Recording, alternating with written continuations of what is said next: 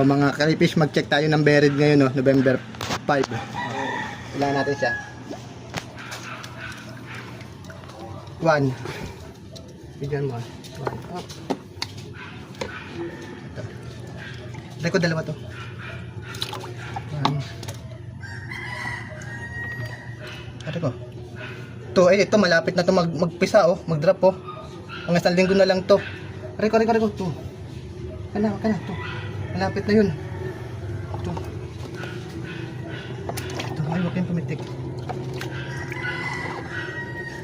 3. Ito, bago to.